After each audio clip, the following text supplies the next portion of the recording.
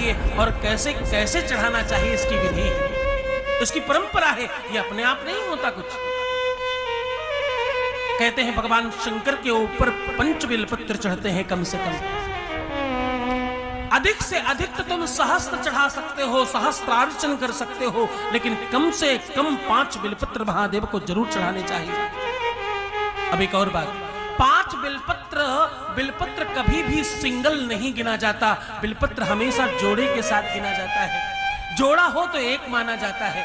तो तुम 5 बिल्वपत्र के साथ 10 बिल्वपत्र चढ़ाते हो, सीधे समझो तुम्हारी 10 महाभूत, तुम्हारे शरीर की 10 महाइंद्रियों का दर्शन है उसमें। एक एक बिल्वपत्र के अंदर एक एक तुम्हारे उस रथ का, जो 10 रथ है तुम्हारे अंदर, एक एक रथ का अंकुश है। पहला बिल्वपत्र तुम महादेव के शीश पर यानी शिवलिंग के ठीक ऊपर रखते हो। दूसरा शिवलिंग का मध्य भाग में स्पर्श करके बिल्कुल जहां से अर्घ्य का पानी जा रहा है उसके ठीक शिवलिंग के पास बिल्कुल सटाकर उसको उसी के बिल्कुल पास में रखते हो।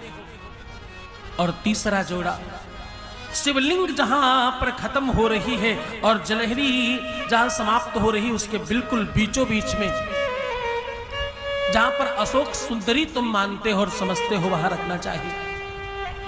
और चौथी बिल्वपत्र जलहरी की तरफ बिल्वपत्र का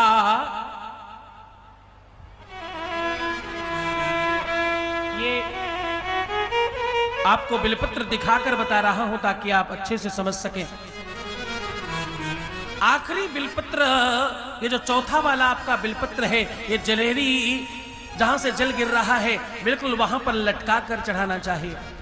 और 5वां बिल्वपत्र महादेव के शिवलिंग के नीचे जमीन पर रखना चाहिए। ये 5 जोड़े बिल्वपत्र अगर इसी प्रकार चढ़ाए जाएं, तुम्हारे यहां ऐसा होता रहा है, तुम्हारे पूर्वज करते थे ऐसा, तुम्हें मालूम नहीं है, केवल तुम सुनते नहीं, समझते नहीं, इसलिए नहीं मालूम। अन्यथा ये 5 बिल्वपत्र के जोड़े इस प्रकार चढ़ाने से तुम्हारे 5 महाभूत और 10 महाइंद्रियां तुम्हारी अंकुश में रहती हैं। और इस प्रकार से बिल्वपत्र चढ़ाने से तुम्हारी हर इच्छाओं की पूर्ति होती है। ऐसा कोई मनोरथ नहीं है तुम्हारा